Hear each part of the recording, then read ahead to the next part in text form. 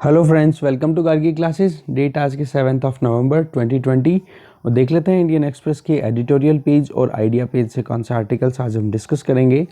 सबसे पहला आर्टिकल है that is Unmade in America. ये यूएसए में जो इलेक्शन चल रहे हैं उन्हीं से रिलेटेड है। बट अभी जिस तरीके से दोनों पार्टीज़ ने, रिपब्लिकन पार्टी और डेमोक्रेटिक पार्टी ने एक्सपेक्टेशन रखी थी कि डेमोक्रेटिक पार्टी को तो यूँ लग रहा था कि एक लैंडस्लाइड विक्ट्री मिलेगी जिसमें बहुत गजब की वोटिंग होगी उनकी। बट अभी भी आप देख सकते हो लगातार काउंटिंग चलती जा रही है, बट अभी क्लैरिटी नहीं है। दूसरी तरफ डोनाल्ड ट्रंप वाली जो पार्टी है, रिपब्लिकन पार्टी, उनको यूँ लग रहा था कि कैसे भी करके जीत तो जाएंगे ही। तो कहने का मतलब दोनों पार्टीज़ कहीं ना कहीं अपनी तरफ से ऑप्टिमिस्ट थी कि हाँ जीत तो जाएंगे ही कैसे भी करके। बट अभी जिस तरीके से पूरी इक्वेशन उलझी है उसमें कहीं ना कहीं आप देख सकते हो जो अभी इनकम्बेंट प्रेसिडेंट है डोनाल्ड ट्रंप, वो लगातार कुछ ना कुछ उल्टी सीधी बातें बोलने के लगे हुए हैं कि वोटिंग अच्छे से नहीं हुई है या फिर कहीं ना कहीं फ्रॉड है। उन चीज़ों को लेकर के ये आर्टिकल लिखा हुआ है जो अपने किसी भी काम का नहीं है। बस चीज़ें वही बताई जा रही है कि अमेरिका में किस तरीके से सोसाइटी का डिवीज़न हो रखा है, और ये चीज़ें हम ऑलरेडी डिस्कस कर चुके हैं। जैसे अनडिवाइडेड इंडिया एक divided states of USA, divided states of America ऐसे करके एक आया था आर्टिकल। उसमें भी यही चीज़ें बताई थी कि जहाँ पर डेमोक्रेट्स हैं वो तो बिल्कुल वेस्ट की तरफ जाने की कोशिश कर रहे हैं, मतलब एक तरीके से लेफ्टिस्ट आइडियोलॉजी की बेसिस पे कि कैसे भी करके कंट्री प्रोटेक्ट होना चाहिए। जबकि डोनाल्ड ट्रंप की रिपब्लिकन पार्टी जो है वो कहीं ना कहीं एक्सट्रीम तक जा रही है कि कैसे भी करके वोट ज़्यादा से ज़्यादा गेन किया जाए या फिर जो वोट काउंटिंग है उसमें कहीं फ़ायदा मिल जाए तो ठीक है। बाकी ये आपको पता ही होगा कि अभी लीड जो बाइडन कर रहे हैं, और सीट अगर देखें इलेक्टोरल कॉलेज का तो उसमें लगभग जो बाइडन को 264 तो ऑलरेडी मिल चुका है, और 270 का जब वो अगर स्कोर गेन कर लेते हैं तो वो क्लियर मेजोरिटी में आ ही जाएंगे। तो इस तरीके से आर्टिकल बिल्कुल काम का नहीं है। ये भी यूएस वाली पॉलिटिक्स से रिलेटेड है, ये भी काम का नहीं है। ये दोनों आर्टिकल कोविड-19 से रिलेटेड है। इनका जिस्ट लेंगे, मैं जल्दी से दे दूंगा पढ़ते टाइम पे। और इस वाले ये आर्टिकल वैसे तो पाकिस्तान की पॉलिटिक्स से रिलेटेड है, बट ये दो पैराग्राफ जिनको मैं अभी एनसर्कल कर रहा हूँ ये हम स्टडी करेंगे कि किस तरीके से हमारी और पाकिस्तान के बीच में क्या कॉमन चीज़ें हैं अभी भी। ठीक है, फिर नेक्स्ट पेज पे देखते हैं। नेक्स्ट पेज पे ये यूएसए की पॉलिटिक्स के बारे में कुछ काम का नहीं है। इस वाले आर्टिकल में हम यहाँ से लेकर के ये वाले 2-3 पैराग्राफ डिस्कस करेंगे, अच्छे हैं, कुछ काम आ जाएंगे हमारे, कभी भी आप आंसर राइटिंग करोगे उस टाइम पे। और ये आर्टिकल पूरा थोरोली स्टडी करेंगे, बहुत अच्छा आर्टिकल है। तो सबसे पहले स्टार्ट इसी आर्टिकल से करेंगे, इंडो पैसिफिक जर्नी से। तो चलिए स्टार्ट करते हैं। फर्स्ट आर्टिकल है द इंडो पैसिफिक जर्नी। ये आर्टिकल लिखा गया है हर्षवर्धन श्रृंगला, ये हमारे फॉरेन सेक्रेटरी हैं अभी करंटली यूके में। तो इन्होंने आर्टिकल लिखा है कि जब इंडिया अपनी मैरीटाइम सिक्योरिटी को और मैरीटाइम इश्यूज़ को जब हैंडल करने की बात करता है तो उसमें एक एनालिस्ट हैं जिन्होंने 1990s में अपनी खुद की एक टर्म दी थी जिसको बोला था इंडो पैसिफिक। और आज हम देख सकते हैं कि ये टर्मिनोलॉजी, ये टर्म जो है वो जियोपॉलिटिकल इश्यूज़ में बहुत ही रिपीटेडली यूज़ हो रहा है। ठीक है, तो इस तरीके से आप देख सकते हो इंडिया ने खुद ने अपनी एक जॉइंट स्टेटमेंट में ये चीज़ डिक्लेयर की थी जब अपनी खुद की अलग अलग लाइक माइंडेड कंट्रीज़ के साथ में टाइज होते हैं, जैसे क्वेड की बात होती है, यूएसए के साथ में रिलेशनशिप की लेके बात की जाए, जापान के साथ भी हो, तो वहाँ पर रिपीटेडली एक चीज़ होती है इंडो पैसिफिक। ठीक है, तो इस तरीके से हम जितने भी पार्टनर कंट्रीज से मिलते हैं तो ये नाम, ये टर्मिनोलॉजी डेफिनेटली यूज़ होती है जॉइंट स्टेटमेंट्स में। आप देखोगे इस पूरे इशू में आसियान जो है वो कहीं ना कहीं सेंट्रल लोकेशन पे आ जाता है। एक तरफ इंडियन ओशन, दूसरी तरफ पैसिफिक ओशन, जो इंडिया की डेफिनेशन है वो बता रहा हूँ मैं। तो आसियान हमेशा सेंट्रल लोकेशन पे आ जाता है, और आसियान के जो फ्रेंड्स हैं उनके साथ में आप देखोगे इंडिया के रिलेशन, और क्वेड में इंडिया का खुद का जो रोल है वो और भी ज़्यादा अब एक्टिव हो चुका है। जैसे कि रिसेंटली अभी टोक्यो में क्वेड फॉरेन मिनिस्टर्स की मीटिंग हुई थी। हमारी जो मिनिस्ट्री ऑफ एक्सटर्नल अफेयर्स है उन्होंने एक इंडो पैसिफिक डिवीज़न भी इस्टेब्लिश किया है जिससे कि इस ओशियानिया डिवीज़न को अच्छे से टैकल किया जा सके। कहने का मतलब इंडिया के जो कमिटमेंट्स हैं उन कमिटमेंट्स को इस क्रिटिकल ज्योग्राफी में अपने तरीके से प्रॉपर फुलफिल कर सकें। अगर थोड़ा और आगे चले तो इंडिया ने और एनकरेजमेंट दिया है इस पर्टिकुलर टर्म को, इस पर्टिकुलर रीजन को, कि किसी भी तरीके से इंडो पैसिफिक पैसिफिक रीजन में, जो कि एक वास्ट मैरीटाइम स्पेस है, जो कि आप देखोगे इंडिया के हिसाब से नॉर्थ अमेरिका की वेस्टर्न कोस्ट और ईस्टर्न शोर ऑफ अफ्रीका, इसको हम एक बार मैप पे देख लेते हैं। अब ये देखिए आपके सामने स्क्रीन पर है, यहाँ पर आप देखोगे वेस्टर्न कोस्ट ऑफ अमेरिकाज और ईस्टर्न कोस्ट ऑफ अफ्रीका। तो यहाँ पर ये पूरा का पूरा रीजन आ गया है, that is Indo Pacific region. और आप ये देखोगे ये है आसियान रीजन। अब ये आसियान कंट्रीज बिल्कुल सेंट्रल लोकेशन पे आ जाते हैं, ठीक है। तो इंडिया के रिलेशन आसियान कंट्रीज के साथ भी अच्छे हैं, तो साथ में आप देखोगे जापान के साथ में, ऑस्ट्रेलिया के साथ में और इंक्लूडिंग यूएसए, इनके साथ में हमारे रिलेशन बहुत अच्छे हैं। और आगे आर्टिकल में हम देखेंगे कि यहाँ पर जो अफ्रीका जो कॉन्टिनेंट है, इसके ऑफशोर जितने भी छोटे बड़े आइलैंड्स हैं, उन कंट्रीज़ को including Maldives, Seychelles, Mauritius, Madagascar, इन सबको हमने ह्यूमैनिटेरियन असिस्टेंस भी प्रोवाइड किया जब भी कभी डिज़ास्टर आया है अभी रिसेंट टाइम में। तो कहने का मतलब है इस पूरे रीजन की बात हो रही है अभी। अच्छे से आपको समझ में आ गया होगा। अब देखते हैं आर्टिकल को। तो इस तरीके से इंडिया की खुद की डेफिनेशन को हमने मैप के थ्रू देखा कि इंडिया किसको इंडो पैसिफिक रीजन बोलता है। तो आप देखोगे ज़्यादा से ज़्यादा कंट्रीज अब धीरे धीरे इस डेफिनेशन के साथ अलाइन करते हुए दिखाई दे रहे हैं, जो कि हमारी खुद की डेफिनेशन है इंडिया ने जो दी है। अच्छा, इंडिया ने इंडो पैसिफिक स्ट्रेटेजी के बारे में अपनी जो एक ओपन प्लेटफॉर्म में बातचीत शुरू की थी, वो की थी 2018 में, जब प्राइम मिनिस्टर नरेंद्र मोदी एक स्पीच दे रहे थे सागर डॉक्ट्रिन के बेसिस पे। सागर वैसे तो हम जानते हैं ओशियन के लिए यूज़ होता है ये टर्म, बट हमारा जो ये सागर जो प्रोजेक्ट है या सागर जो ये सेगमेंट है, that is about security and growth for all in the region. ये बहुत इंपॉर्टेंट टर्म है, आप याद रखना कि किसी भी तरीके से जिस ओशन रीजन की हम बात कर रहे हैं वहाँ पर सिक्योरिटी इंश्योर हो, जितने भी कंट्रीज़ हैं उनकी ग्रोथ इंश्योर हो। कहने का मतलब ऐसा नहीं कि कोई एक कंट्री चाइना की तरह डोमिनेट करे, जितने भी कंट्रीज हैं, जितने भी एस्पिरेंट्स हैं, उन सबको बेनिफिट मिले। End to end supply chain वो कहीं ना कहीं एक दूसरे कंट्री के बीच में ज़्यादा से ज़्यादा शेयरिंग पे डिपेंडेंट हो, सिक्योरिटी पे डिपेंडेंट हो, कोई भी डिस्प्रोपोर्शनेटली डिपेंडेंस ना हो किसी एक कंट्री पे, जैसे कि चाइना चाहता है।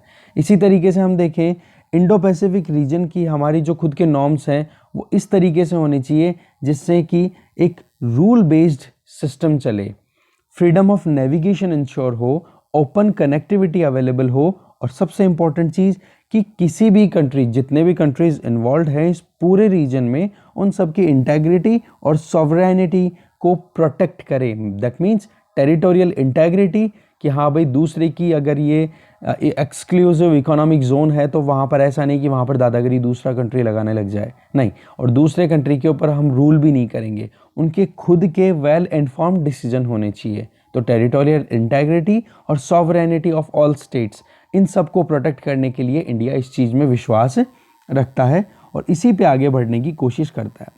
फिर आगे राइटर हैं वो बताना चाह रहे हैं कि इंडिया ने हमेशा से काम कभी भी किया है तो देखो प्रिंसिपल्स के थ्रू किया है, जिनकी कोई थीम भी होती है, और साथ में आप देखोगे ज्योग्राफिकल इनिशिएटिव भी इंडिया ने बहुत लिए हैं।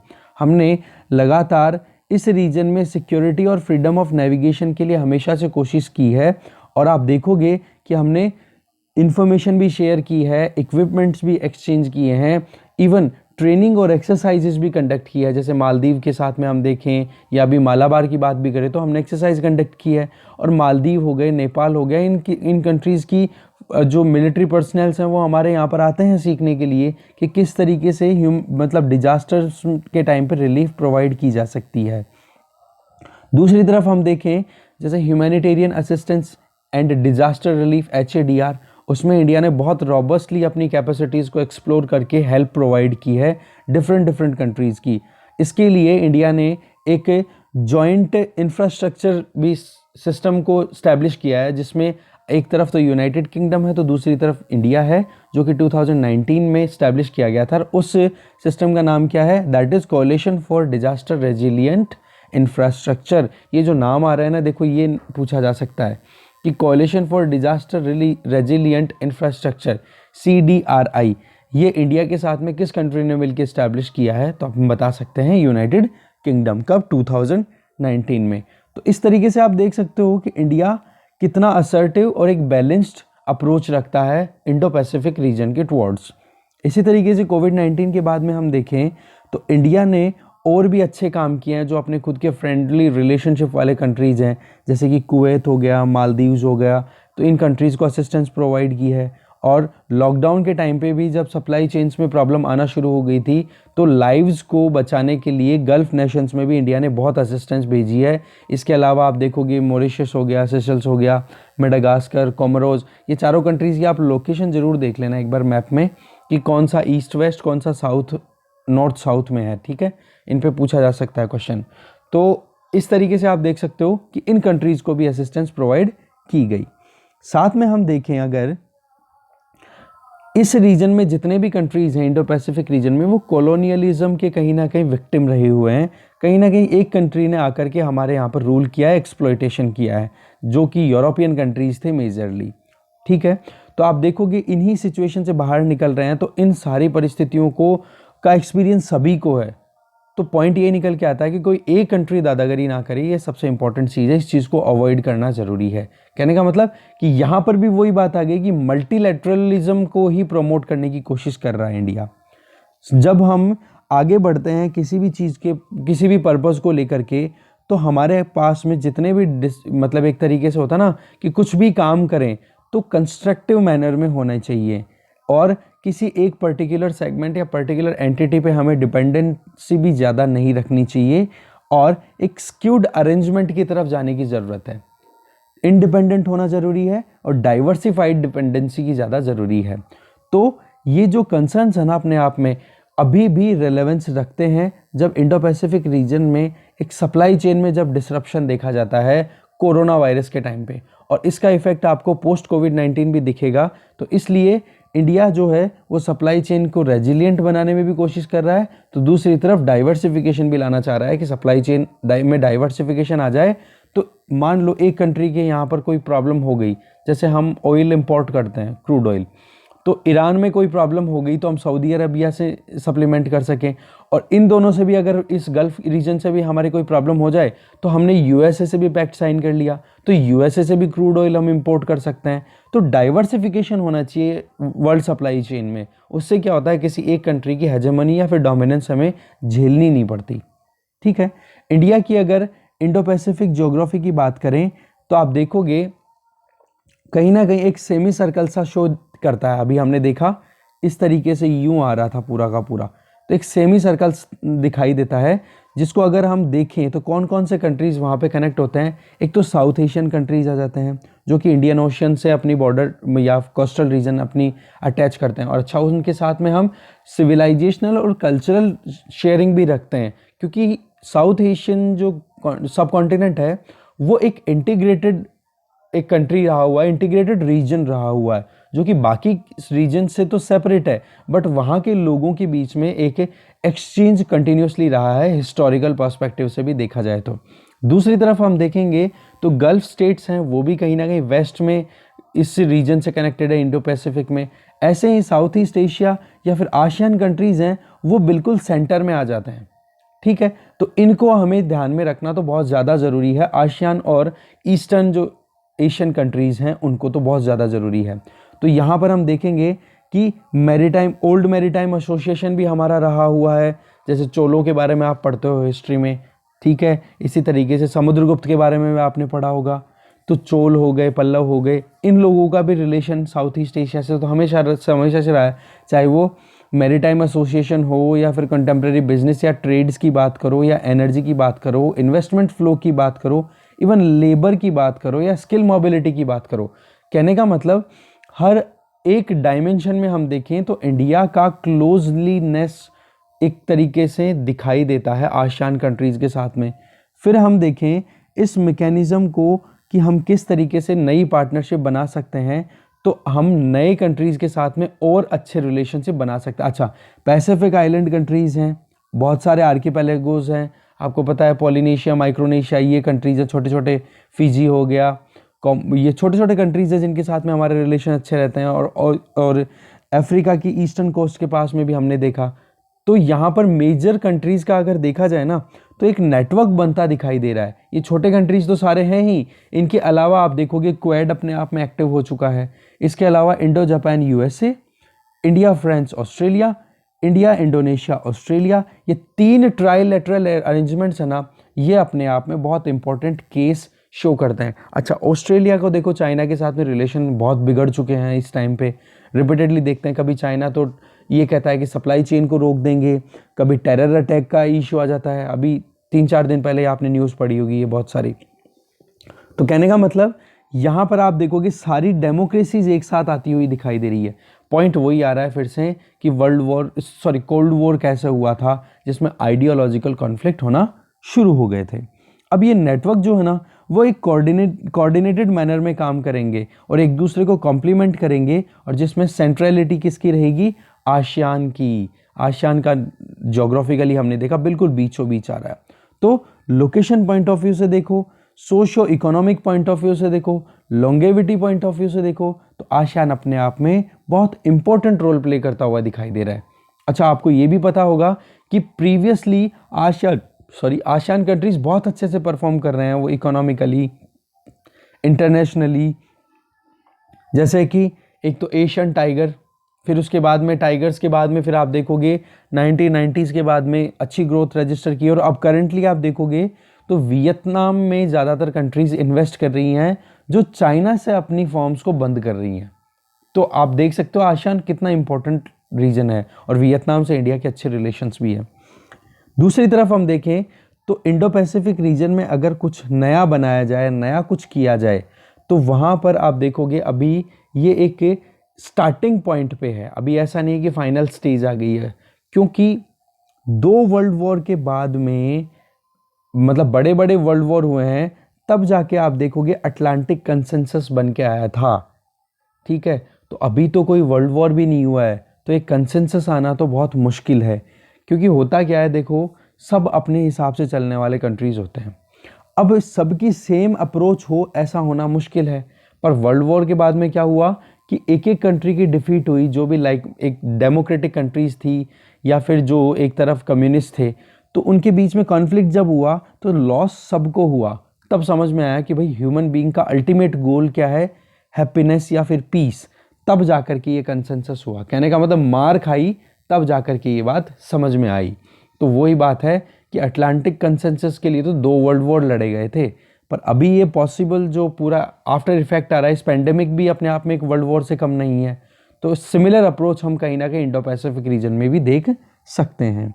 अगर हम नेविगेशन मैप के थ्रू अगर देखें, चाहे वो कुछ भी बने, तो इंडो पैसिफिक जो है वो 21st सेंचुरी का एक लोकस रहेगा, मतलब एक पिवट रहेगा, सेंटर रहेगा, जिसके आसपास में पॉलिटिकल, सिक्योरिटी कंसर्न्स, कंपटीशन भी इधर दिखेगा आपको, ग्रोथ भी दिखेगी, डेवलपमेंट भी दिखेगा, तो टेक्नोलॉजिकल इंक्यूबेशन भी दिखेगा, तो इनोवेशन भी आपको यहाँ पर ही सेंट्रलाइज्ड वे में दिखाई देगा। तो आप देखो यूरोपियन कंट्रीज जिनका कोई ज्योग्राफिकली लेना देना नहीं है, वो भी अपनी खुद की एक पॉलिसी डिक्लेयर कर चुके हैं, जिनमें एक तो जर्मनी है और फिर उसके बाद में आपको पता है नेदरलैंड्स ने भी डिक्लेयर कर दिया है। अब जहाँ तक है आने वाले कुछ दिनों के अंदर यूके भी अपनी खुद की एक ऐसी ही कोई पॉलिसी या फिर ऐसा ही कुछ फाइनलाइज्ड डॉक्यूमेंट स्ट्रेटेजी डिक्लेयर करेगा कि किस तरीके से इंडो पैसिफिक में वो अपना रोल आगे फ्यूचर में प्ले करने वाला है। ठीक है, तो कहने का मतलब इंडो पैसिफिक रीजन बहुत इंपॉर्टेंट है। तो फ्यूचर पर्सपेक्टिव से भी देखा, करंटली इंडिया की इमेज भी देखी हमने, और किस तरीके से ये सारा सिनेरियो इमर्ज होकर आ रहा है। बस एक कमी है, तो दैट इज चाइना की एब्सेंस। अब इसमें क्वाड को तो बोला ही जा रहा है चाइना के द्वारा, एशियन नेटो, बट वही बात है, कंट्रीज जो हैं नेटो के क्वाड के मेंबर, वो बार बार कह रहे हैं कि एक कंट्री को कंटेन करने के लिए नहीं है, हम यहाँ पर रीजनल प्रोस्पेरिटी की बात कर रहे हैं। ठीक है, नेक्स्ट आर्टिकल देखते हैं। नेक्स्ट आर्टिकल है फ्रेंच क्लासरूम लेसन्स। अब देखो इसमें बताया हुआ, तो देखो फ्रांस के सेक्युलरिज्म के मॉडल से रिलेटेड है ये चीज़। हम ऑलरेडी डिस्कस कर चुके हैं बहुत सारे वीडियोस में कि हमारे सेक्युलर मॉडल और वेस्टर्न सेक्युलर मॉडल में डिफरेंस क्या है। बट यहाँ पर जो इस आर्टिकल में काम की चीज़ है वो यहाँ से है। देखो, हम डेमोक्रेटिक कंट्रीज़ में रहते हैं, तो वहाँ पर फ्रीडम ऑफ एक्सप्रेशन एक बहुत इंपॉर्टेंट और प्रीशियस ह्यूमन राइट है, और पर्टिकुलरली तब जब हम अपने आप को प्रोटेक्ट करने की कोशिश करें, क्योंकि हर तरफ आप देख सकते हो डेंजरस अथॉरिटेरियन रिजीम्स का एक ट्रेंड सा चल पड़ा है, और दूसरी तरफ हम देखें कि हम कहीं ना कहीं सेवरल कंट्रीज़ में हम डेमोक्रेसी को आगे बढ़ाने की कोशिश कर रहे हैं, तो ये एक डिस्टेंट मेन मतलब लॉन्ग टर्म हमारा एक गोल है। हाँ, आपने एनसीईआरटीज़ में देखा भी होगा, 10th की है या 9th की, मुझे एग्जैक्टली पता नहीं है, याद नहीं आ रहा, जिसमें ये है कि democracy is not the not the end, democracy is only a mean. And क्या है? प्रॉस्पेरिटी और एक तरीके से अपब्रिंगिंग और एक तरीके से हर तरीके से फ्लॉरिश, मतलब एक इंडिविजुअल को एनकरेज करना, वो एंड है इसका। तो आप देखोगे फ्रीडम ऑफ एक्सप्रेशन बहुत इंपॉर्टेंट है।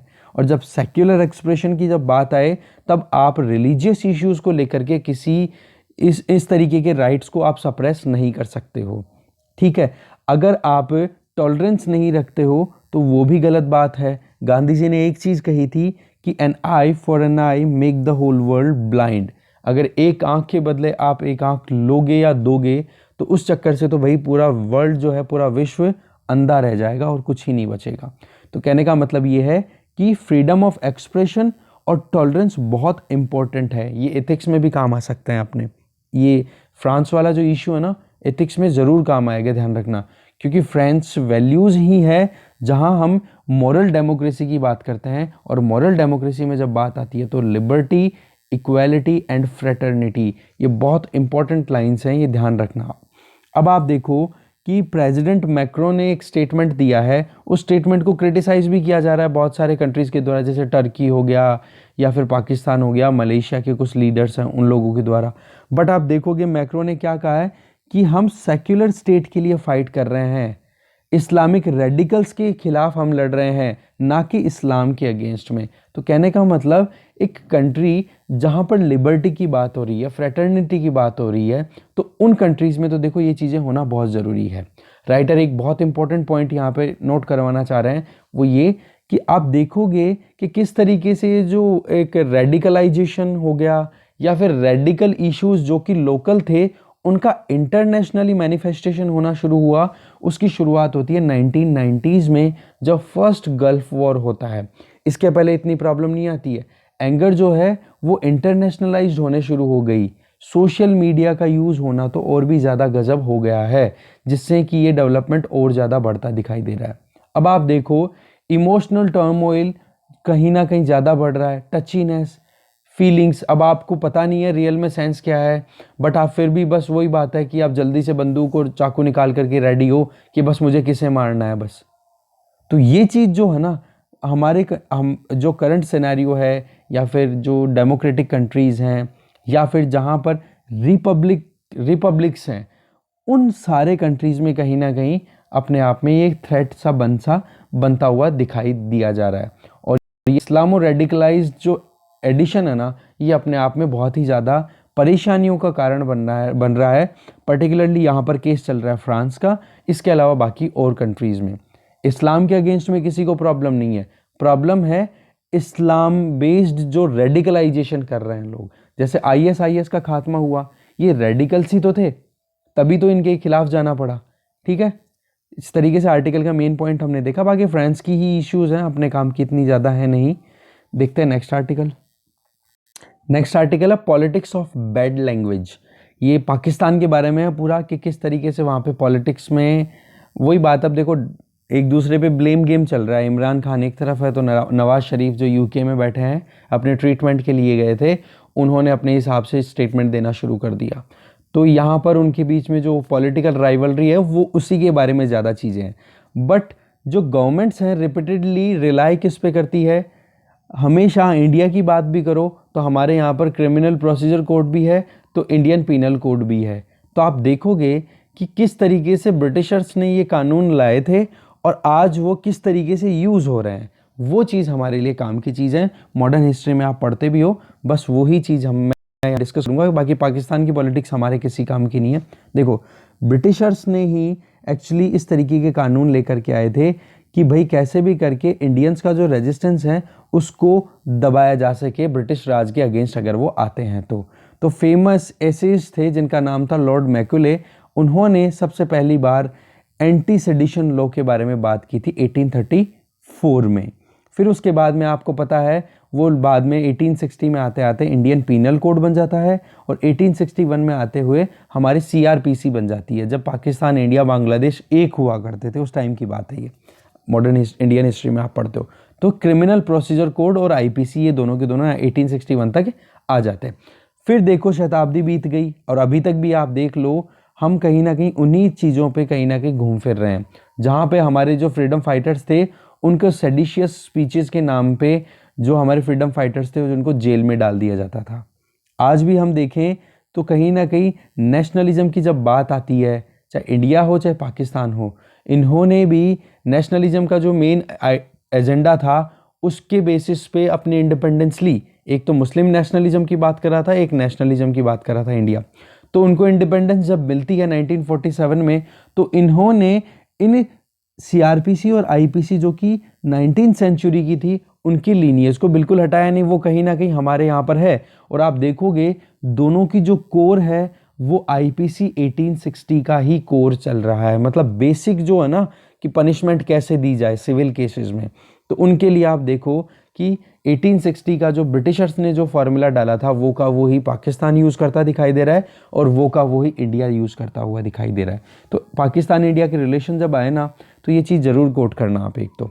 दूसरी चीज़, हमारे इंडिया की तरफ से जो फ्रीडम फाइटर थे बाल गंगाधर तिलक, उनको बहुत ही ज़बरदस्त, मतलब वो बार बार मतलब ब्रिटिश राज के अगेंस्ट में बोलते ही रहते थे और सेडिशियस चार्जेस भी उनके अगेंस्ट में बहुत लगे। तो 1916 में जब इनको जेल हुई थी सेडिशन लॉ के बेसिस पे कि राजद्रोह के आपने राज के खिलाफ कुछ बात बोल दी इसके खिलाफ, तो आप देखोगे तो इन्होंने ये सोचा था कि कैसे भी करके अब मुझे बाहर निकलना है और इस सेडिशियस लॉ जो सेडिशन वाला कानून है इसको मुझे डिफाई करना है। तो दिमाग लगाया, बोला पॉलिटिकल स्पिन पे ध्यान दिया जाए।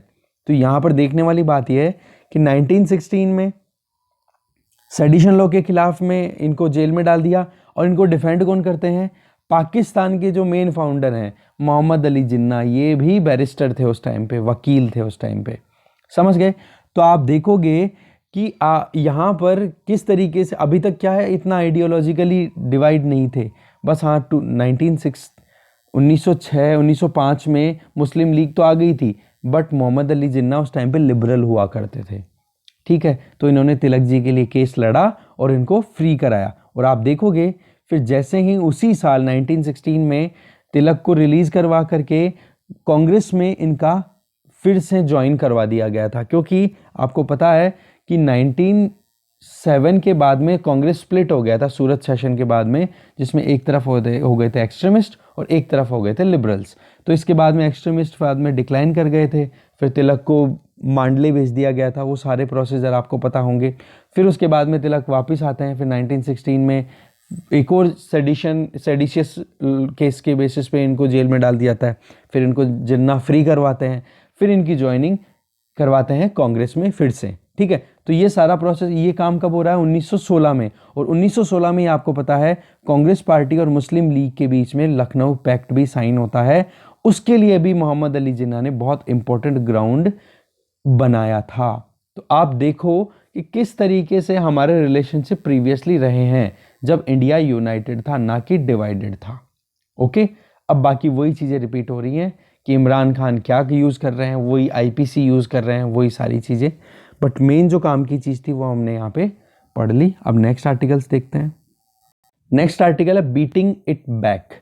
अभी क्या है, दिल्ली में प्रीवियसली एक दिन में 6700 नए केसेस देखे गए हैं और 60 से ज़्यादा डेथ्स देख ली गई है। तो इसके पीछे बहुत सारे रीज़न बताए जा रहे हैं कि एक तो गवर्नमेंट जो है वो लापरवाह हो गई है, दूसरा फेस्टिवल सीजन है, तीसरा लोग लापरवाह हो गए हैं, चौथा हाई कोर्ट ने इन्होंने बार बार कह दिया और ICMR जो है उन्होंने भी एडवाइस किया था दिल्ली की गवर्नमेंट को कि भाई कोविड-19 सिम्टम्स जिनके आ रहे हैं आप टेस्ट तो देखो मास स्केल पे कराओ, ज़्यादा से ज़्यादा स्केल पे कराओ, बट टेस्टिंग करवाने के बाद में आपको फिर भी जिनके सिम्टम्स आ रहे हैं ना उनके रिपीटेडली एंटीजन टेस्टिंग करवाओ, आप रोको मत उनको जब तक कि वो नेगेटिव ना हो जाए। तो कहने का मतलब ये है, ये एडवाइजरी अपने आप में बहुत इंपॉर्टेंट थी, बट दिल्ली गवर्नमेंट ने फॉलो नहीं किया। इस वजह से आप देख सकते हो कि जो जुलाई सितंबर का मंथ थे उस टाइम पर थोड़ा बहुत एक कहते हैं ना कि केसेस बढ़ते गए और फिर उसके बाद में अभी प्रीवियसली आपने देखा कि अक्टूबर मंथ में डिक्लाइन हुआ था, वो डिक्लाइन ठीक था, बट अब फिर से केसेस बढ़ना शुरू हो गए। अब रही सही में आपको पता है फेस्टिव सीजन शुरू हो गया है, सोशल कॉन्ट्रैक्ट बढ़ रहा है, लोग आगे से आगे मिलना जुलना स्टार्ट कर चुके हैं। तो वही बात आ जाती है कि सुप्रीम कोर्ट ने भी बोल दिया, हाई कोर्ट्स ने भी बोल रखा है, तो कहने का मतलब इतना सही है भाई, केसेस में मत फंसो, सोल्यूशन पे काम करो। जब तक वैक्सीन नहीं आए तब तक तो हमें एक अच्छे तरीके से काम करना पड़ेगा। दिल्ली गवर्नमेंट ने क्या किया है, सुप्रीम कोर्ट में पहुंच गए और ये कहा कि बोला कि हमें 33 जो प्राइवेट हॉस्पिटल्स हैं उनमें 25% सीटों को कहीं ना कहीं वैकेंट करने की, 80% सीटों को रिजर्व करने की ज़रूरत है कोविड आईसीयू बेड्स के लिए। तो वो जो चीज़ें हैं ना, ये सरकार कहीं ना कहीं एक्सट्रीम जा रही है, तो उसकी बजाय प्रिवेंटिव और जो सस्ती जो टेक्नोलॉजी अवेलेबल है, सस्ते जो इंस्ट्रूमेंट्स अवेलेबल है, उनको यूज़ करने की हमें ज़रूरत है। दिल्ली सरकार को इस पर ध्यान देने की ज़रूरत है। ठीक है, इसी आर्टिकल को थोड़ा सा कंटिन्यू करके और बता देता हूँ मैं कि भाई वैक्सीन की ज़रूरत किसको है। आज गवर्नमेंट है वो अपनी तरफ से करने के जो भी कुछ करना था वो कर रही है, एक लॉकडाउन भी लगा दिया सारा, बट आज आप देखो ये पब्लिक के ऊपर तंज है, ये कमेंट यहाँ पे पब्लिक पे है। किसको टेंशन है? मार्केट में आप निकलते हो, मास्क कहाँ पे है जी? आपकी चिन पे, केवल चिन की प्रोटेक्शन हो रही है मास्क से। हाथ धोना बिल्कुल छूट गया है। जो चीज़ें, जो एक प्रैक्टिस हमने शुरू की थी जो कि मेन हमें बचा सकती है, प्रिवेंटिव अप्रोच हो सकती है, मास्क लगाना, रिपीटेडली हाथ धोना, डिस्टेंस मेंटेन करना, वो सारी की सारी चीज़ें ख़त्म होती हुई दिखाई दे रही है। तो पॉइंट यहाँ पे यही आता है कि भाई जब सब लोग इतना कॉन्फिडेंट हैं ही, तो फिर वैक्सीन की ज़रूरत किसको है? पता ही नहीं पड़ रहा है इस चीज़ को। क्यों? क्योंकि आप दिमाग क्या लगा रहे हो, बोले हर्बल काढ़ा ही पियो डेली और काढ़े पी करके मस्त रहो, कोई टेंशन नहीं है, घूम फिर के आओ। तो आपने डिनाइल कर दिया ना अपनी लर्निंग को, जो आपने खुद ने लर्न किया पिछले 9 महीने में। तो उस चीज़ से तो यही मतलब हो गया कि भाई ठीक है, हमारे पास में सोल्यूशन है ना, कोई फ़र्क पड़ता है, कोई नहीं है, आप तो छोड़ो। तो वैक्सीन की ज़रूरत किसको है ये समझ में नहीं आ रहा। ठीक है, तो इस तरीके से ये पूरे पेपर का डिस्कशन यहीं ख़त्म होता है। Thank you very much.